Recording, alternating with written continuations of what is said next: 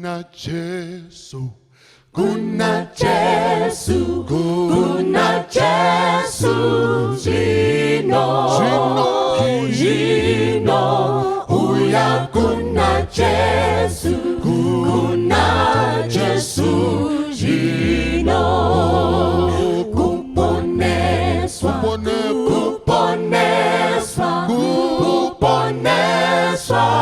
Jino, uya kuna Jesu, kuponeswa, Jino, akwanisa,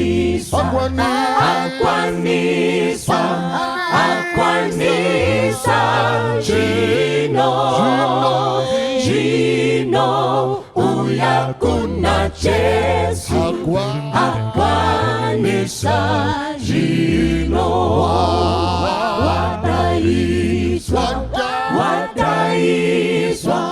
wadaiswa, Jino, uya kuna Jesu, arindira, Jino,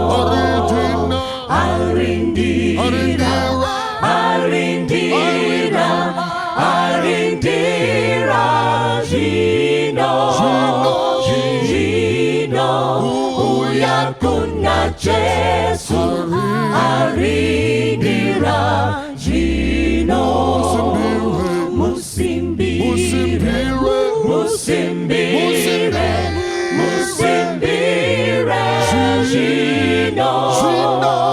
Jino, uya kuna Jesu, musimbire, Jino, Combarera,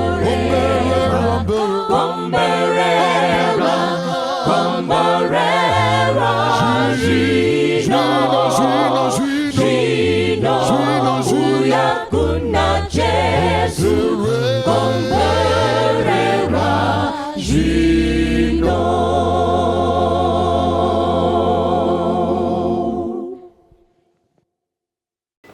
Hello, our beloved viewers. Welcome to the third episode of our series, Navigating Childhood Hard Talk, Father and Son, with the one and only, none other than our beloved Elder Machando. So the last time we were talking about nyaya marriage, ndoko yakazo wanzira nditi kuti, okay, what are the proper steps kuti pacho panoita kuti munhu azonzi wakutanga kudata ndepapi, handiti, and Elder highlighted kuti no, zvine preparatory school, handiti, and kune inonzi dating, kune inonzi courtship, handiti, and vakataura kuti courtship kwakutongomezhwa compatibility, dating ndo panoitwa selection, handiti, kuti no, I might be interested in this girl, zvichienda zvakadaro, handiti, then courtship vanhu vakumezha compatibility, marriage is the ultimate goal, handiti. So vakataura Elder vakahighlighta kuti pane matraining munhu aunosangana nawo throughout your life experiences. Vakapa example yekuti zvakafanana nekuti primary school yako, handiti, wakafoira and you give up, handiti, it's a character trait inoda kudevelopiwa yekuti waprova kuti no, you might not be able to cope up with life challenges and overcome them, like kanoti tomboti wafoira, you easily give up, of which it's a requirement inodiwa nanzi kumberuku ku marriage, and endurance, learning to overcome my obstacles, handiti. Vakataurawo zvimwe zvinhu zvekuti pane zvimwe zvinhu zviri kuitwa at the wrong time, handiti, like people indulging in sex before marriage, what vachiti no, it's in preparation for the ultimate thing. Izvezvi today's episode toda kudzikadzika nenyaya yemarriage kuti takazoona kuti pada vanhu havasi kuziva zvinhu zvavari kusangana nazvo, handiti, kumberuku zvavari kuexpecta kuti alright, the ultimate goal yacho yemarriage ndeyechii, handiti, and zviri kukonzeresa maybe kuti vanhu vatadze kuassessa the proper qualities dzinozodiwa kuti marriage yacho isucceed. So with the help of my elder here, varipo kuda kuti pagwara kuti alright, purpose yemarriage ndeyei, religious wise, societal wise, and ameno kuti ultimate purpose yayo ndei, so that tikaziya zvayakanakira and zvayakakoshera, handiti we know what to assess for the thing to be successful kana tazopindana nazvo. Elder, good to see you again. Thank you so much. Yes. How are you? Nice. Zvakanaka kusangana zvakare. Tiri kudzidza Elder. Handiti Elder ndinombona mamwe maseries enyu. You get emotional. Vana vachibvunza. And kwamuri, you know, the questions might seem petty and obvious. Munhu ari kubvunza zvinhu hauzivi here kuti, but Elder, have you ever considered kuti pada vana havasi kutoziya kuti purpose yechinhu ichi ndeyei mapabata? So mukusaziva ikoko vakufunga kuti amen, mukusaziva kuti alright, ultimate purpose ndeyei, zvino lead to the wrong preparation mapabata. Kuti I put it on your parents. Zvinhu zvikuti isusu takukura chizoti mumba munani mai nani nababa, handiti manheru vana munorara kwenyu mai nababa vane kwawo, handiti kwatiri Ndo basa remarriage. ndo basa remarriage. Baba endai kubasa, mai izvezve vakuendwa kubasa chichi nhasi kana ndikabopiwa mari yechingwa namama, mangwana ndodai nadhedhi mapabata. So ndo idea. Vamwe ameno, vamwe vanofunga kuti the ultimate goal kana kuti the key to a happy marriage is sexual compatibility mapabata. Hence they feel the obligation to try out sexual compatibility vachiri dating courtship mapabata, kuti no, pada since end game is legalized sexual intercourse, so I have to make sure I pick the right partner and only satisfy sexually. Hence ndosaka pada mchizodzwa mubvunzo munobvunzwa kuti chii chakashata kurara nemukomana wangu kana kuti kukisana nemukomana wangu. Munhu pada ane idea yekuti the cornerstone yemarriage or key to a successful happy marriage is good sexual relations mapabata. So I want you to debunk my myth. Tidzidzisei Elder, nini ndakamirira mamwe mayouth semwanakomana and representing my sisters as well, kuti alright, ultimate goal yemarriage ndechi, handiti, and what purpose does it serve, handiti, pa well-being in society, religion wise, and what's God's ultimate goal yemarriage, zvakaita kuti vazoiti kuti ive dzvene, handiti, sezvinotaurwa neshoko raMwari. Tidzisei ipapo tiziye zvekuzotsvaga nezvekuassessa kana takutsvaga ma-life partners. Right, this is what happens. I'm going to tell you what marriage is and what marriage is not. And ndicharamba ndichi-highlighter on things that needs to be done and what kind of training that is required to achieve that. We agreed last week kuti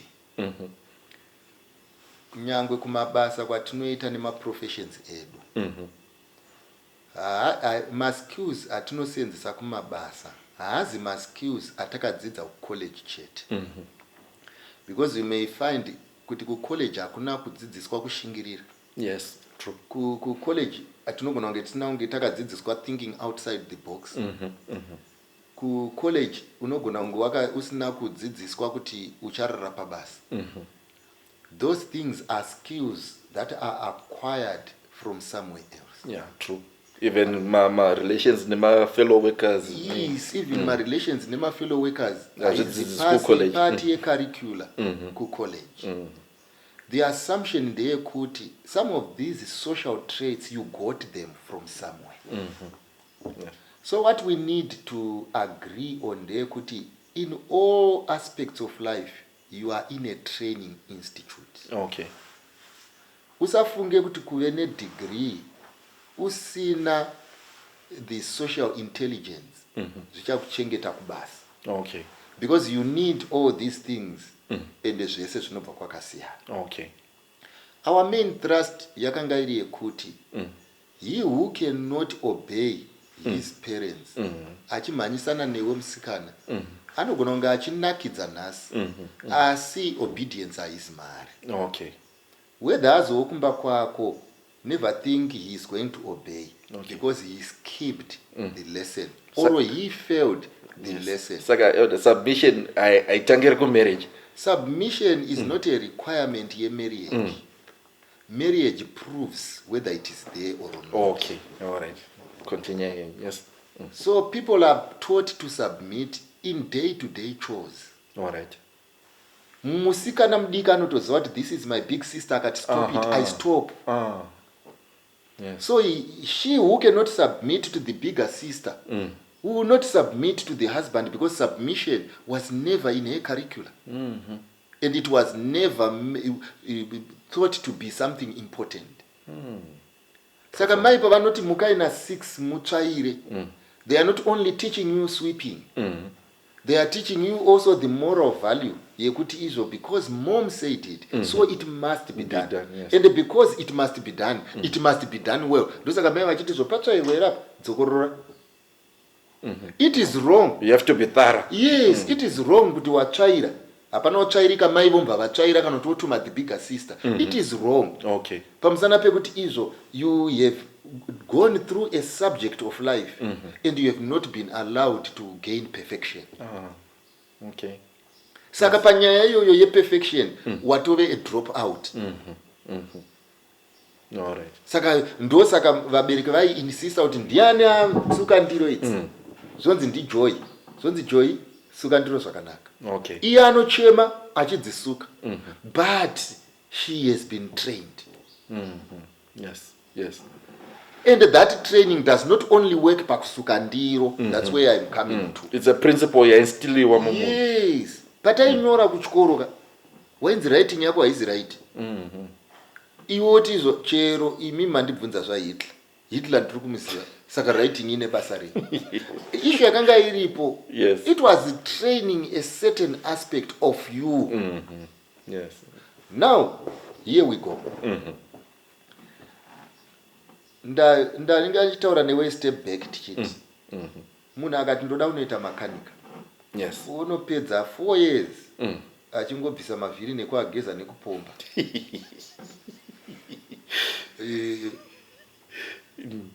Musi waanopiwa mota yaramba kumuka. Anoidi. Hapana, because anoziva mavhiri chete. Anoziva mavhiri. Ndozvakafanana nekuti sex anogona kunge angori mavhiri chete. Kumarriage. Wow. Mubvunzo ndewekuti zvino mota yako iyi inonzi marriage inofamba ari mavhiri asina paakasungirirwa, pasina injini yamuka, musina peturu, pasina masiti, pasina windscreen. Iwewe murelationship yako ungoconcentrata nekupukuta iwo mavhiri. Ende zvechokwadi mavhiri ukapukuta ukazora cobra panenge pachioneka wanzi mavhiri mavhiri kuita manyowani chaiwo chifamba mota, but mota chifamba ndoba uchaona kuti mota haifambi. Ndo zvakafanana nesex kuti it's just a component. It's just a component in marriage that ende ndoda kudzokorora that may not even sustain marriage. All right. Elder, ndikubate muromo. So are you telling me and my fellow youth, good, you can have a wonderful sexual experience in marriage, but we're in a bitter marriage? No, you can't have that. You can't have that. Pamusana pekuti tombotora for example anditi vanhu vanoenjoya kukisana. Vanoda. Anditi kukisana munokisana noti hamuna kurwa. Ichokwadi. Kana marwa munokisana. Hakuna. Saka muri kukanganwa here kuti ground rinotambirwa kukisana. Yoda kune terminology ari kukunzwa kunzi make up sex, make up romance. Maybe amsati masengana nawo. Inonzi make up iyoyo. Ndo inoitwa pachipfambi une zvauri kutarisira. Kwete kuti uri kumba. Kumba akurezo. Kana kuri kumba tumatemzi twese itwo. Akuna. Unoona kuti hatushande. Kunongonzi kunyengedzana nemashoko. When people have differences, atinoti irreconcilable differences mu marriage kana taakuzotaura havakisani. pamusana pekuti izova nezvinhu zviri kupisa kudarika kukisana zvekuti kungonzwika kuti ungochifunga kundikisa ipo pane nyaya iri panapa itori mhosva. Saka if your problem solving technique is found wanting and you are not well trained in that, hauna kungokanganisa chete kuwirirana, wakanganisa hauchapuwa mukana wekupefoma kune zvawakahayirwa. Izvo zvekukisa izvo zvakaoma. Pamusana pekuti munhu wauda kukisa iwe haugoni kubika akafenda. Asinoda kutombokuona panguva iyoyo because chaanoda pari zvinoisadza. Whichiwo ndo solution yako. Iwe solution yako kungopukuta mavhiri. Ndo chinhu chekutanga chiripo. Therefore, when we are talking of marriage, we are talking of the whole person. Okay. Who went through the whole training, and that person is well trained. See, like you said, purpose is established before training. Okay. So that when we are training for a purpose. Ndo zvinofangwa kuitika. Okay. Yes. Saka tine dambudziko 1 riripo rekuti number 1 kune idea yekufunga kuti marriage is heaven on earth. Isn't it? No, marriage is hard work. Marriage is hard work. Kudarika degree here. Marriage inotodarikwa nemakosi ese amunoita. Zvakangofanana ndoda kukupa example. We enjoy going to work. But it does not mean kuti kubasa techitamba bhora. It's kushanda kwacho. That hard work iri marriage. This is what we enjoy. Okay. Yakafanana kuti if I give you a complicated mathematical problem and you resolve it, handiti kune joy inouya naizvozvo. Ndo zvakafanana nemarriage. Marriage is like a mathematical problem. Yekuti izvo you only enjoy it if you are getting results because you have the concept correct.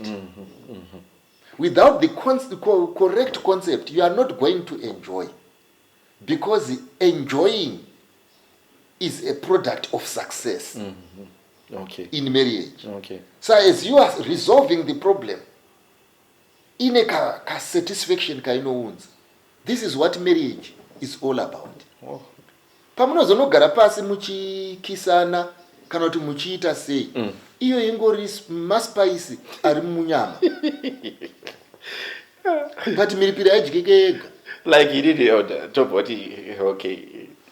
Personally, concept of marriage is like, okay, happy wife, happy husband, happy kids.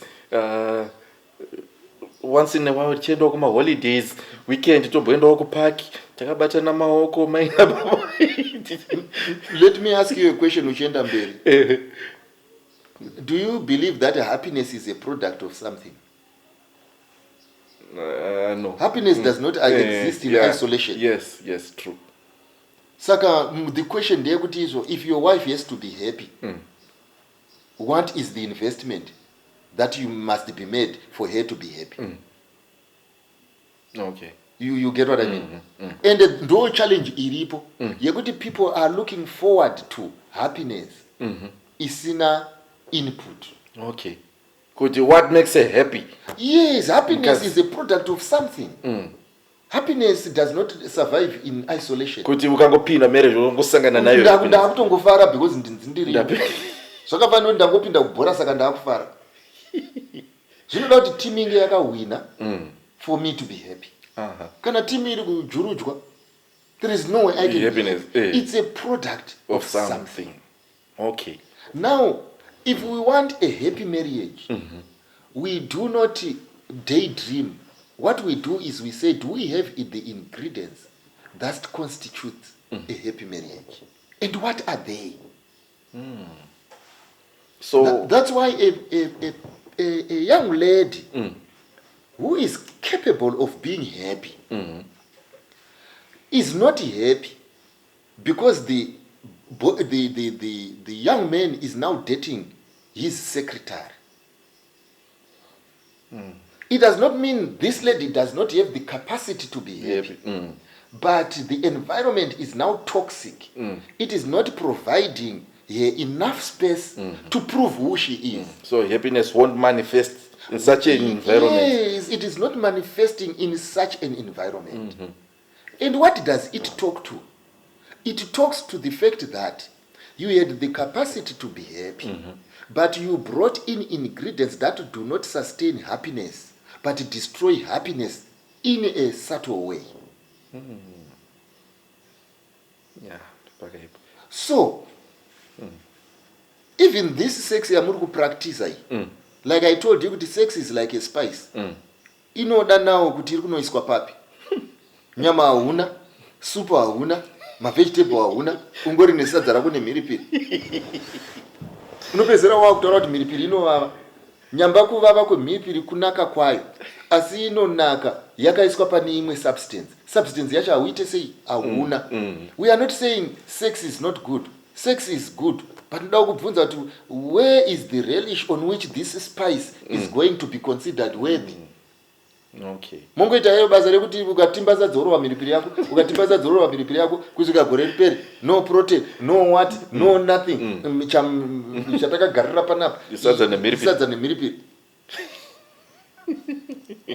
So, marriage is not a license to sex. Okay.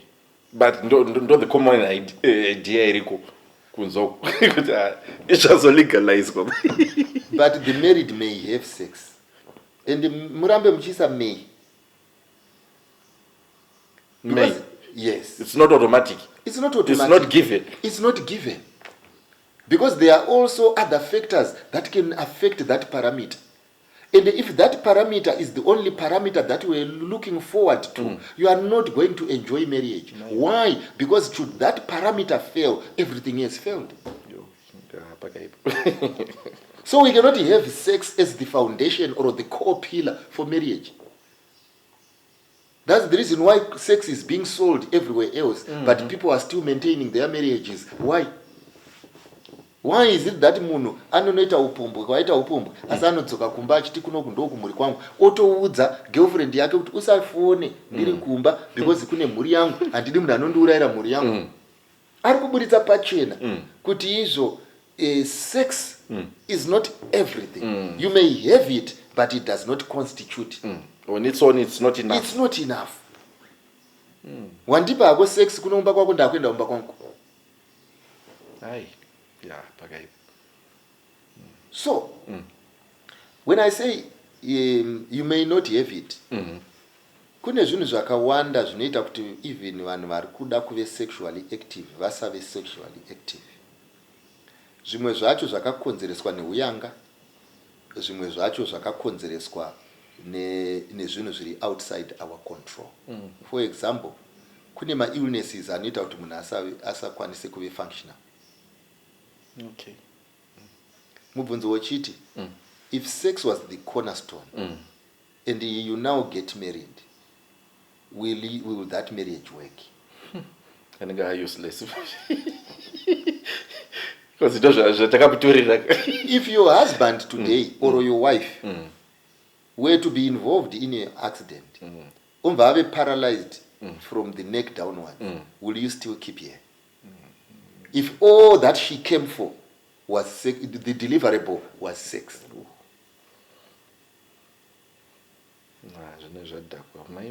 Anodzoserwa kumba kwavo pamusana pekuti kunoku zvavakati takuvinga havachakwanisi kutipa. Therefore tinovadzosa. But if the relationship is deeper than sex, unomusunda muwheelchair muchienda kubasa, ugomusunda muwheelchair muchifamba mupaki, ugomusunda muwheelchair muchienda kuchechi, ugomusunda muwheelchair muchiona TV. Why? Pamusana pekuti when you are looking at her, you are not looking at her as a sex object. She is a companion. Yes. And the companionship is not only in bed.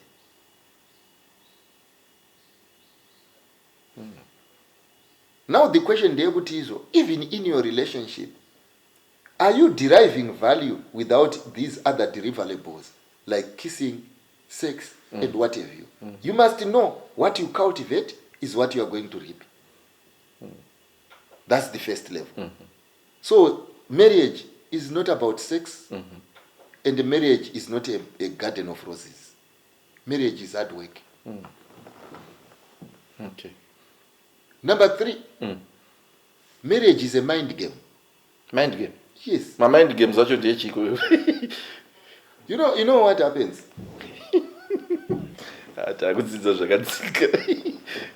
In marriage, do you know kuti alright, ndombotora music. Munoziva kuti there is a cappella. Yes. Kune instrumental. Instrumental. Do you know kuti izo kune vamwe vanoti izo some of the elders will say ninziya dzenyu dzekuti bam bam bam bam bam handidiwa nambodzinzo. Asi umwe munhu akagara panenge achiti pakarohwa akapela anonyatsoona kuti taakusumuka. Taakuda kuenda. Why? It is in the mind. Okay. Elder vakazviudza mumind mavo kuti akapela aendese kudenga. Ende haisi kuzovaendesa because iri kutova pachigumbu ikaimbwa muchechi. Because ndo zvavakazviudza. Okay. Young men akazviudza kuti no, ini akapela ndo dzati echiimba naJesu. Jesu ndiye anenge ari paside achiti pam pam pam pam. Indichi ende nekuda kweattitude yake, he is heavenward bound. You may think he is going nowhere, but mumind make ari kutozviziva kuti this thing is taking me upwards, and upwards is going. All right. What am I saying? Acapella may be big, may not sound good to me because of my mindset, and it sounds good to you because of your mindset. Some of the things zvakafana kuti vanhu vakaenda kudisco, inini ndikapfuura nepo ndoti oh this noise, ari mudisco arodaidzira kuti wedzera chii volume, because of the wiring iri in there. So what helps marriages live are not the physics, the moon. What helps a marriage to live is how we are wired. the mentality. The mentality. Deep. It's a game that is played by sober minds. Okay. Wekuti izvo kana wakatarisa mukadzi wako unoona zvisiri kuonekwa nevamwe. She is not an object anofanirwa kukombewa nezviri pamarket mazuvano. Kuti mota yakabuda mazuvano ndeyakati, mota yakabuda yapakadzisa ndeyakati, mota yakabuda yakadzisa ndeyepaki. Mukadzi anofanirwa kunzi kana akatariswa, because haatariswe neziso koga, anotariswa nepfungwa. Ndiye kuti vamwe vese ngavashamisike kuti mudhara ari kudzokerei pamba pano. Asi iwewe, when you are looking at that lady, you are looking at through the mind. She is your a cappella, no matter what elders think. Now that you have mentioned it, Elder, I think ndosaka pane challenge yevanhu vanozoita problem nevakadzi vake kana kuti azvara asimba akunoita masmall horse kuti mind mako like purpose yake ndekundi arousa physically neappearance yake ndo zvine zviri mubrain memunhu izvozvo. He never loved through the mind, he loved through the eye. Physically. Yes. Kuti maintain that body ndo. Yes. Saka iye kwaari maziso akangomupa something better, anoenda ikoko. Pamusana pekuti the mind was not trained to love. Okay. It was not trained to see what the human eye cannot see in this woman. So it's deeper. So it's deeper.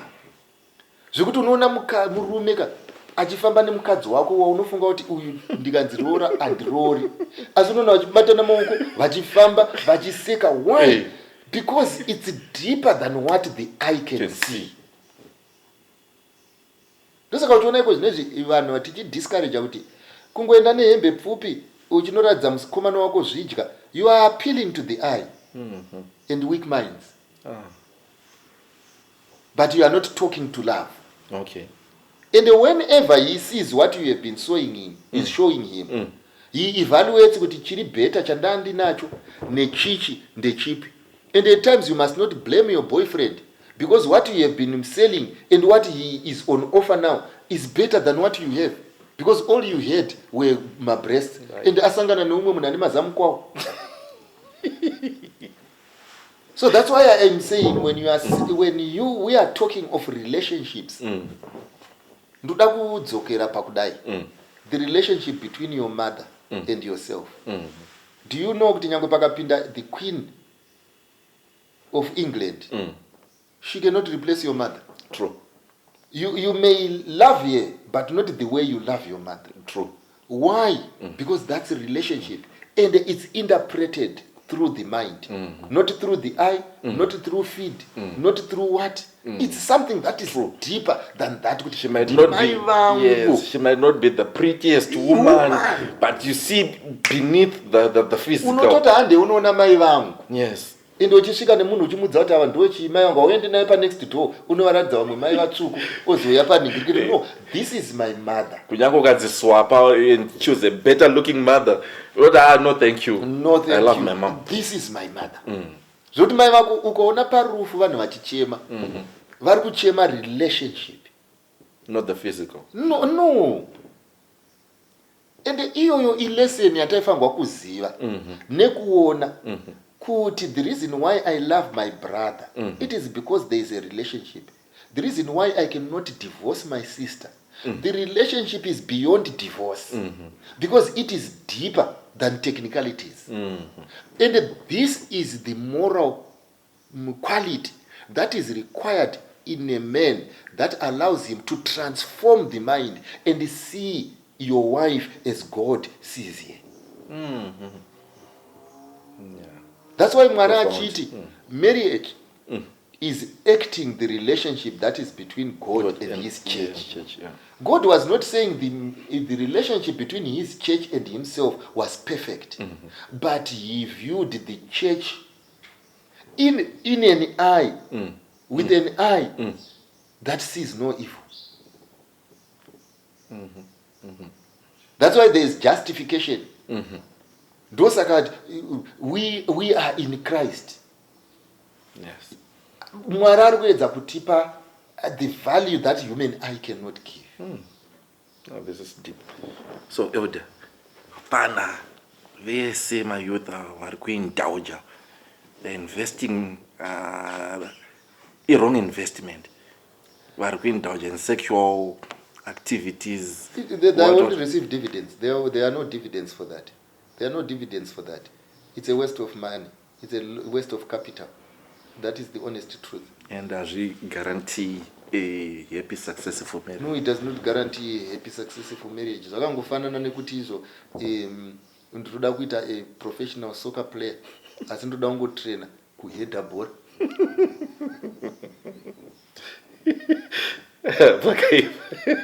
Iwe wakambozvibvunzira kuti muground zvino vari kuheader kangani?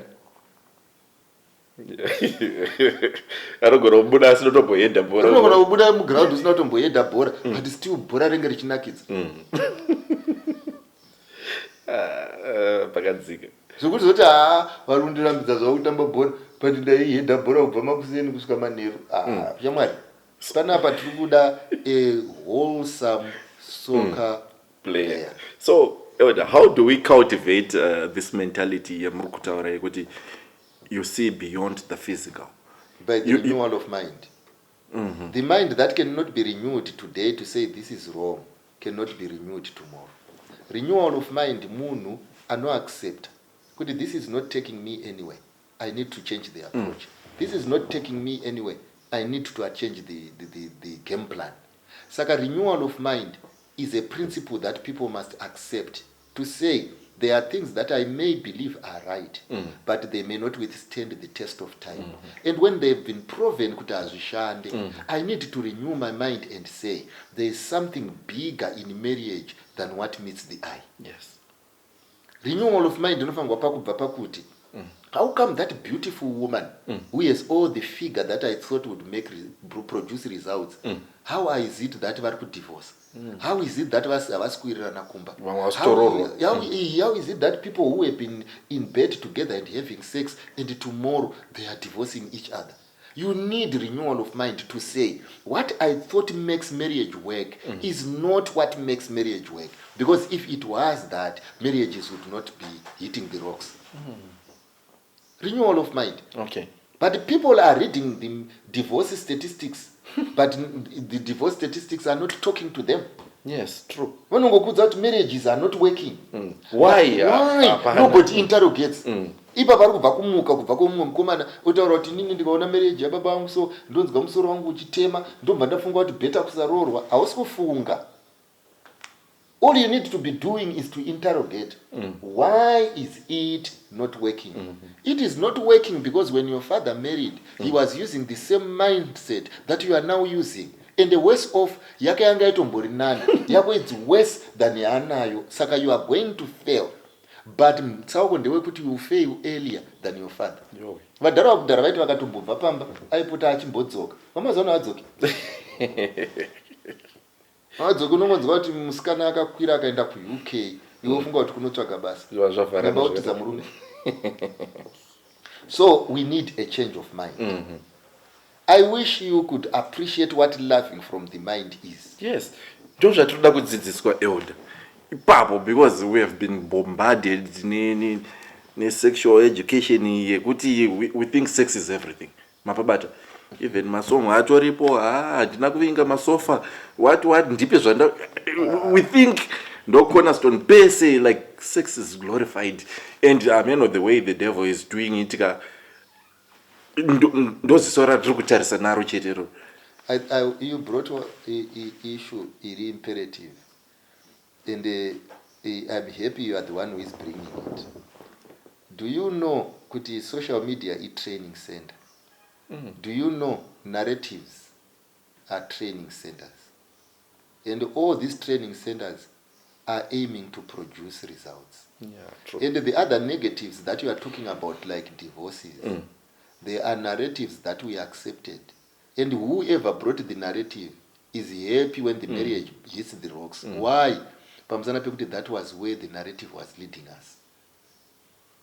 Whoever taught people that sex is everything. Saka the narrative, sex, whoever is pushing it, ane harvest yaari kutotarisira. It is not to preserve marriage. So, this is where we are now fighting. Pamusana pekuti izo, like I told you, kuti everything chatiri kuenda through a training center. The reason why we choose do not accept sex before marriage. From the Bible and from your parents. They know. It is a training center that is not meant to sustain your marriage. It is going to destroy you in future because you will be measuring a minor requirement. And as you saw it. So people vari kufunga kuti vari kuudzwa pa social media and everywhere else zviri kuvabatsira to improve relations. No. It's a seed that is being sown to destroy a relationship. True. Pamusana pekuti izvo, the principle inoshandiswa naMwari reaping and sowing, for example, inoti izvo, when you plant a seed, you are sure to harvest. But if a kiss is a seed during the courtship, what does it produce in marriage? Because people have an assumption that it must be like for like, but it's not true. Ukadya guava rinonaka, ukatora mhodzi dzacho ukadzidyara, hazvireve kuti uchaita muti une magwavha anonaka. Because the seed it like for like. Seed, you cannot doubt it like for like. Wakutoshandisa other methods like grafting. So, when you are sowing kissing, it does not mean you are going to reap multiple kisses in marriage. When you sow in flesh, Bible not you reap corruption. So the harvest, sowing in flesh, he has already been predetermined by he who put principles in the seeds that you are sowing. So Mwari kuti, I didn't provide the seed ye corruption. ye flesh. It is the devil. But I have observed kuti vanhu vese vakadyara in flesh vakaripa corruption. They didn't reap more sex in marriage. They didn't reap more kisses in marriage. They didn't reap more hugs in marriage. This man akazokupa corruption. Why?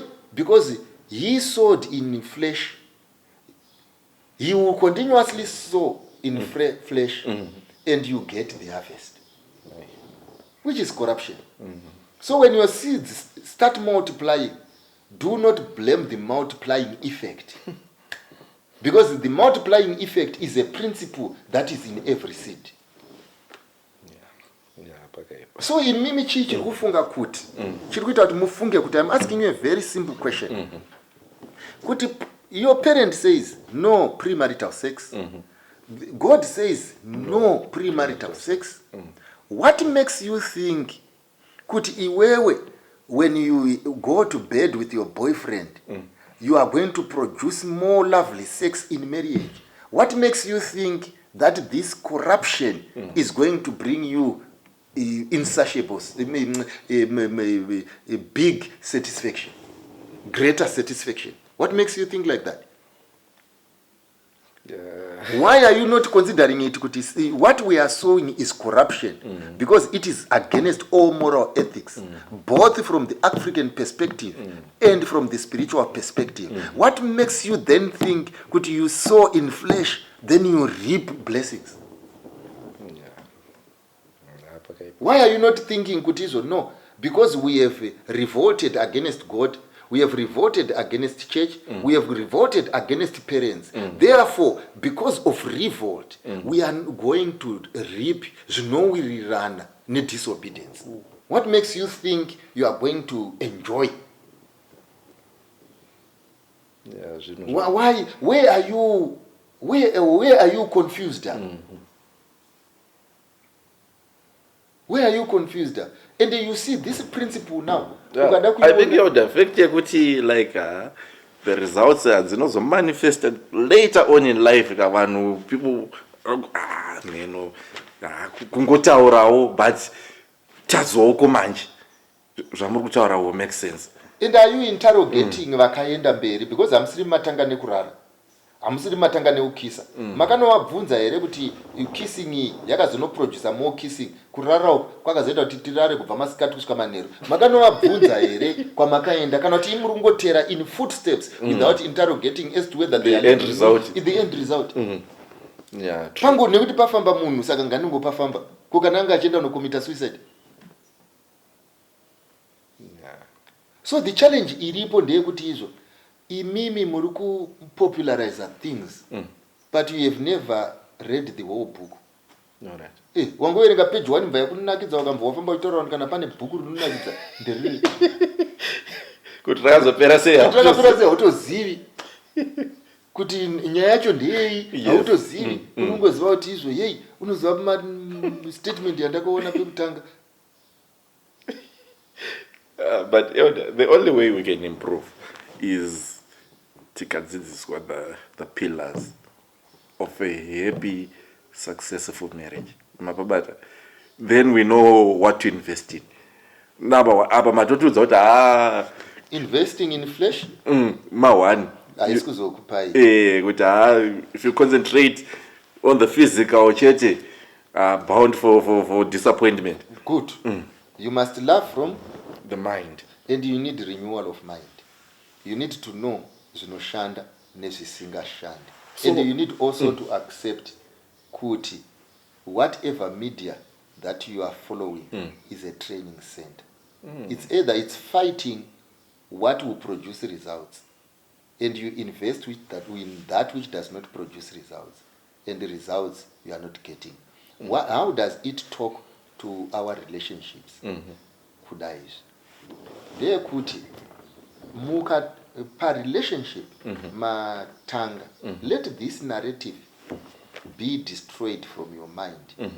Yekufunga kuti relationship is something meant to amuse us, to appease the flesh. Kufadza nyama. No. Relationship is when you are building a relationship with someone that lasts. Okay. And that relationship is not based on sight, it's not based on feeling, it is based on intellect. It is stored in the subconscious mind. How good this person is. Okay. Mai vangu vaitombondirova. But still you could see the love behind. Yes, and now I see the love behind. Kundirova. I don't hate ye kwa kundirova. Mai vangu vakatombondirarisa nenzara.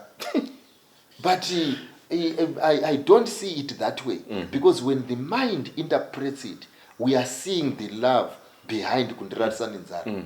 Mai vangu vaindimutsa makusenseni kumhanya kuchikoro. It was not palatable. I didn't enjoy it. But now when the mind processes that, it sees the love behind it. Those zvakafanana relationship between mukadzi nemurume. When the mind processes what is happening, the mind must process it and see this was for my good. Order. This woman means me well. Yes, ndaona a different light Mnozia, now that you have explained. So zvakada kungofanana ni the way we build my friendships kuti you get to like someone because unaona kuti he's after my own good moon. Kuti okay, this woman no one understands me like her. Ndo pane nyaya papa. And you love that person based on that kuti she might not be the most beautiful person, but neni tinonzwanana akadai, but character irreplaceable. Ndozomuwana kupi mumwe wekuti I don't compliment in such a way. Yes. It's something that is coming from the brain. I can't miss this. I must have this. This person compliments me. And it's the brain that must acknowledge, not the feeling. She derives the joy in seeing me happy. Yes. Zvekuti akanzwa kuti ndapfuura nepapapa anofara, akandiona ndiri muchechi ndichifara anofara, akandiona ndichichema anowari, anoda kuziva why, and she makes it, or he makes it a point kuti she is not the source of my bitterness. Wow.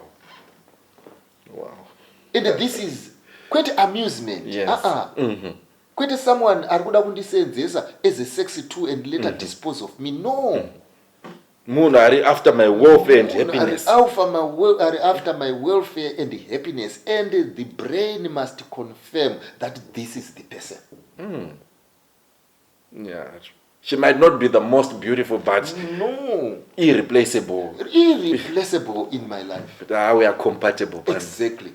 Wow. So that every time nyangu uri kubasa, if things zvikatanga kurema, when you go home, you know the source of peace. Yes. Kana ndaenda kumba, there is someone out there wekuti nyangwe chandida.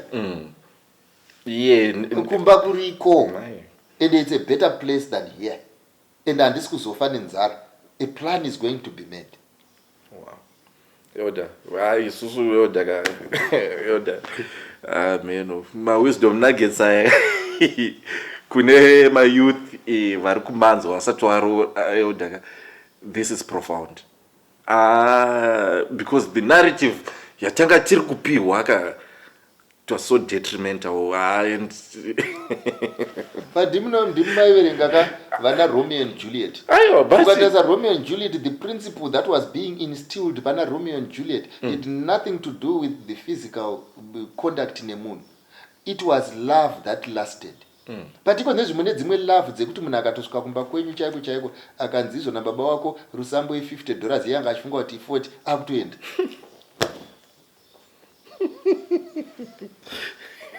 Then you see kuti zvari kuedza kungotaura ndezvekuti izvo you are not worthy. The commodity that you are selling, I can get it somewhere else for $40. Wow. That means the relationship yaanayo newe is replaceable. Of which hazvifani kudaro. Unofana kuita munhu wekuti unotoona kuti irreplaceable. Hapana kwandinoona futi munhu anondinzwisisa kudai. Ndo ukatarisa vadhara vaiti mukadzi wake avakura paya murume azofa kana kuti izvo mukadzi azofa, anenge achingotaura kuti baba venyu dei vanga varipo taidai, Wow. baba venyu dei vanga varipo taidai. Wow. Zviri kubuda pachena kuti ari kuappreciata kuti when this woman or when this man was alive, I had a friend. Ende ukatarisa vanhu ivavo vanogona kunge vasisiri sexually active asi havasiyani. True. Saka imimi mune relationship which is based on sex. After the sex is done, then what?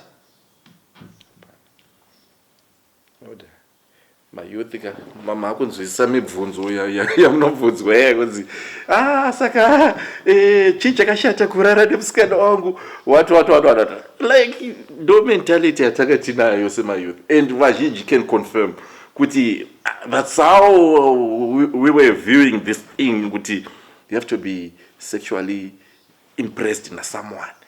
Why? Because zvinofanira kuzofaya mamukatu. Why? Because trikuti you have to stick to one wife. So I have to make sure kuti chi department iri until we die. If I'm to remain faithful. Mababata pa point yacho. So ndisati ndapindana nazvo. Regai tione kuti trikuwirira re department iro. Of which we have been conned. You have been conned and you are assessing the wrong parameter. That parameter, those are acquired skills. No. So we cannot base a relationship based on acquired skills. Because even in acquisition of those skills, we do not get them zvakafanana. Nyangwe kumabasa chaiko umwe munhu anoperforma better than you. But that does not render you useless. Yeah, true. So kana ukada kuitora iyoyo says the cornerstone of marriage. That means uri kutraya kuti izvo chichangodzokerwa pano. But variko vanhu vazhinji vane zvauri kugadzira ende vamwe vanazvo naturally. How will you stand? Yeah, true. So inini I say, in summary, marriage will be enjoyed, but the way we enjoy marriage is different from the way people are perceiving marriage to be. Okay. Marriage is hard work. Marriage is patience. Marriage is love. Marriage is long suffering. Marriage is a kind heart. Marriage is responsibility. Marriage is being accountable to someone. And all these things do not come naturally. Yes, you have to train yourself and cultivate them. And cultivate them. So during the time of cultivating these, you are not cultivating. You are destroying the seed that cultivates. Saka what is going to happen is, muchaita semuri enjoy when you are not enjoying, only to realize later that you destroyed the pillars. I therefore want you to understand this thing. Yekuti, marriage is not retirement ground. It is the beginning of further education. But if you did not acquire the skill of competencies zinodiwa to have a person who is hardworking, you cannot be hardworking in marriage. Okay. You cannot be forgiving in marriage when you are not forgiving this side.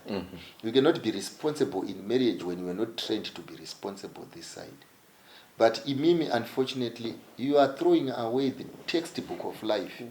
Motora textbook rinoita appease the flesh.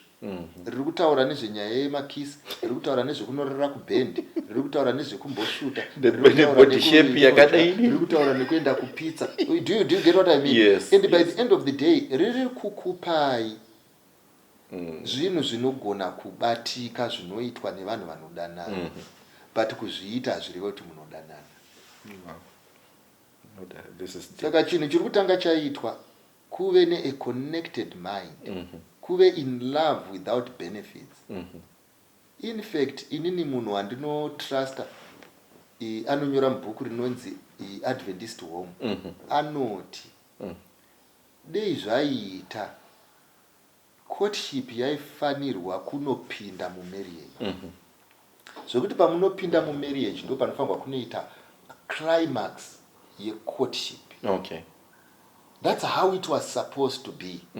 Unfortunately, the prospects of good marriage are destroyed in courtship. Wow. Because the joys of courtship never get into marriage. Why? Because we were pretending to be who we are not. Ndosaka musikana wese achifunga kuti ukandiendesa out unondida. Ukanditengera airtime unondida. No. These things, yes, are supposed to come out of a loving heart. But the first thing chaunoita ndechekuti izvo, have you found the heart? No. So, ndapika mawisdom nuggets. Pane zvinhu zvamati zvinobuild a successful marriage. Patience, being munhu ari long suffering nei. So patinenge chikura moment yekuti brother yangu andikanganisira and I forgive him. Ndiri kubuild a character iri necessary kuti even my partner akazondiofenda I see beyond the fault. Yes. And this is deep. This is deep. Maivakoka kuti stop it. Haufungi kuti varida kundidzvinyirira. Yeah, she's doing it out of love. Yes, out of love for my good. Yes. Mukadzi wako akakubvunza kuti time idzi ndo dzekuyakumba here. Haasi kuita pamusana pekuti ari kuda kukutreata semwana. Ari kuita out of love. Yes. We are here. You come here at 10 p.m. Tinotya kuti pamwe waita accident. Yes. Tinotya kuti pamwe pane zvakuwira. Ende vana vari kuda kuveonewa. Hakusi kubatirirwa. But if your mind is not trained to see beyond my restrictions, yes, you then think kuti mukadzi wangu arifungwa ndiri mwana, handizi mwana panapa inini. Handizi ndozvo waingoita futi nyange uripo ukanzizvo chimbomira bhora uye kuzodya. Waiti sadza ngarimbomira ndozodya pandine ndasvika sei muda unimanikidza kudya iko zvinezvi. Ndatidyei tese pamwe chete as a family, iwo rako noti mboisai muombe. Do my trains nawe kuti you are not trainable. The marriage is deep. Pane zvataiziya nezvamuri kutiudzaka, it's deep. You have to be intentional doing good kune mumwe kuti afarewo what and you have to strive to achieve exactly. That and rather than kungoona a sex object. Yes. Kuna vamwe varume kudzimba uko kuti akanzi nemukadzi nditamudzewo mugoti nyacho iperi kuti uda kuti ndiona semwana kana kusukiswa chimbosuka ndakaneta kuti ndakabvisira mari. So by the end of the day asikune vamwe varume vekuti akanzi nditamudze mugoti haatombooni kuti pane problem. Kana kutoti anotoopta ega kana kutoti like haunoneta here ndimbobikawo nhasi ndokukurira like it's intentional. Yes. Kungofadzawo mumwe wako kumunzwira. Exactly. Mukadzi akakuti izvo uya ndikudzidzise kuchinja dhaipa iwo bvunza kuti ndozorichinja unenge uri kupi. You get what I mean. Watoona kuti munhu auda kuti undiita munhu wekuchinja madhaipa pamba pano. Ndakutoitwa mukadzi pamba pano. Nyamba it is the way you were raised. Kuti hausitombozifunga kuti whether iwewe aripo unogona kungorichinja dhaipa. Because hapana pakanyorwa kunzi dhaipa zvinhu zvinochinjwa vana nevarume nevakadzi. After all ndewenyu mese mwana wacho. Yes. Ende iwe uchinoita kuti ufunge kuti kana iwe uchineta umwe hanete chii. It's a state of mind. Ndosaka ndati kunzwira mumwe wako.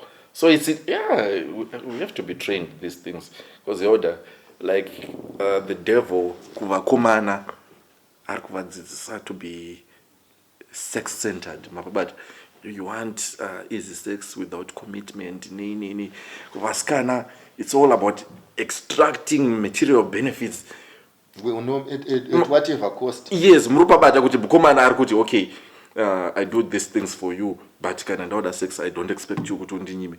Musikana ari kuti aiwa iwe handingakukupiwo ka sexy pasina zvowandi mapawana manje. So it becomes ndosaka tine this gender war iriko kuti komana kuti vasikana vaite what because the ideas we have about marriage mapabata uyanayo from a materialistic point of view, uyanayo from a physical point of view, then tobata no let's just tingopinde imomo tinozozviona tamberi.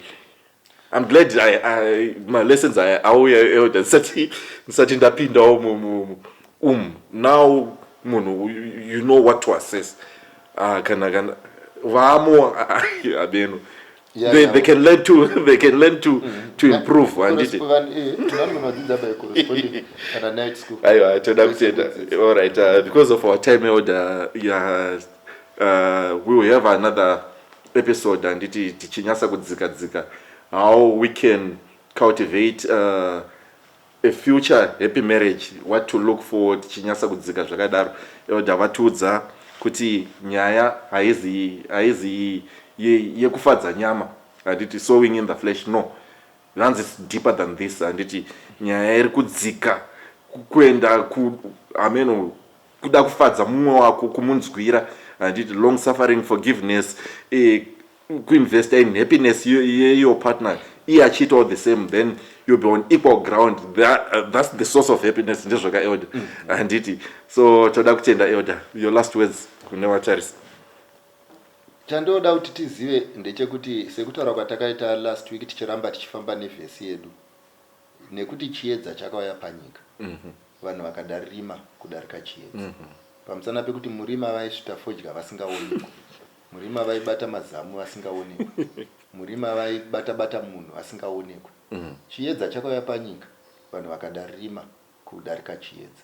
Asi chinhu chatinongofanirwa kuziva ndechekuti every seed that a man sows, it shall germinate. We need to renew the mind if we are going to be successful, to remain in love and to be responsible people. May the good Lord bless you. Shall we meet next week? Amen. Thank you. Ndaizviziva kuti Jehovha anondidawo ini, ndingadai ndakamutenda kare, zvino makore angu mazhinji akaperera sango, mataifamba tichifamba tichirambe nyasha dzaishe. Dai ndaizviziva kuti Jehovha anondidawo ini, ndingadai ndakamutenda kare, zvino makore angu mazhinji akaperera sango, mataifamba tichifamba tichirambe nyasha dzaishe.